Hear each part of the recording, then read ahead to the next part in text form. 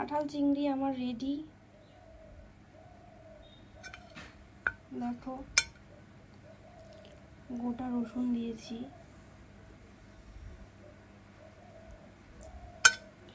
সাথে বানিয়েছি সুন্দর রুটি।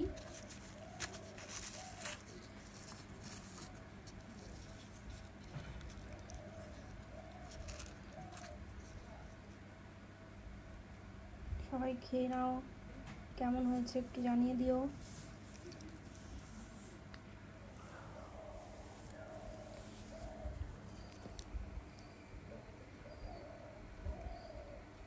প্রচুর গরম বাবারে।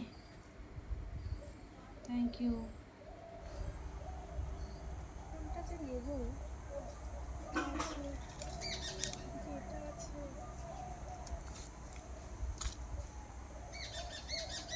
Good morning.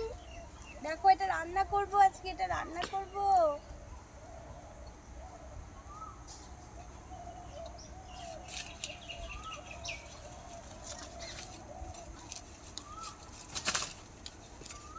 গুড মর্নিং, এটা রান্না করব আজকে। দেখো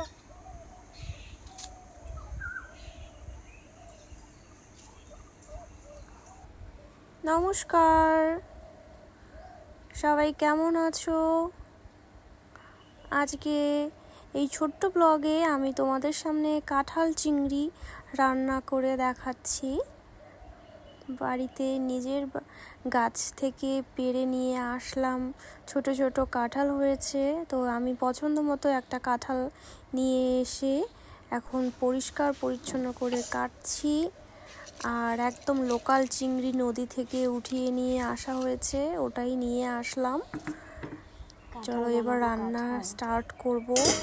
কেটে নিয়েছি পেঁয়াজ, রসুন, টমেটো, লঙ্কা, আদা, একটু আলু দিয়ে দেব।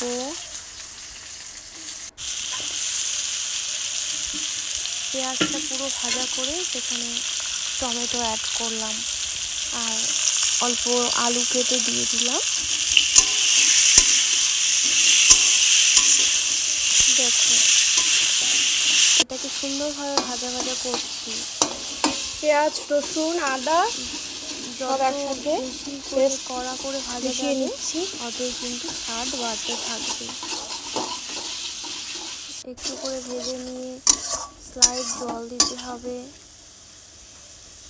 বারবার ভাজতে হবে, বেশি বেশি করে ভাজতে হবে।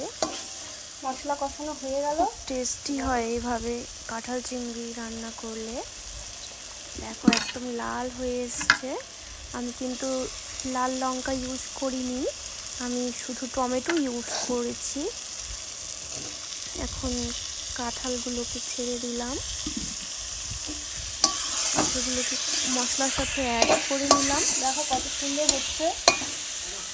এভাবে ঘাঁটতে থাকবো যতক্ষণ দেখবো ঠিকঠাকভাবে কষানো হচ্ছে না, ঘাঁটতে থাকবো।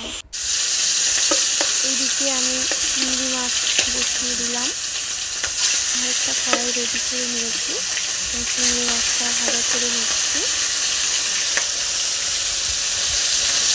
চিংড়ি মাছটা হয়ে গেলে আমি কাঁঠালের সাথে এটা অ্যাড করে দিতে, আরেকদিকে কাঁঠাল বসিয়েছি, আরেকদিকে চিংড়ি মাছটা ভাজা করে নিচ্ছি। তোমরা সবাই কেমন আছো একটু জানিয়ে দিও, আর রান্নার ব্লগগুলো কেমন লাগছে সেটাও কিন্তু জানিয়ে দিও। সুন্দরভাবে কষিয়ে নিচ্ছি, সুন্দর গন্ধ। আর কাঁঠাল খেতে এত ভালো লাগে, তার মধ্যে লোকাল কাঁঠাল একদম বাড়িতে যখন হয় ওটার টেস্ট আলাদাই হয়, অতুলনীয় হয়। দেখো গাছ থেকে সুপারি পাড়া হয়েছে, আমি দেখো সুপারিগুলো তোমাদেরকে দেখাচ্ছি কতগুলো সুপারি হয়েছে। অনেক ওয়েট, ভীষণ ওয়েট। দাও খাবে, খাবারটা দেখাই।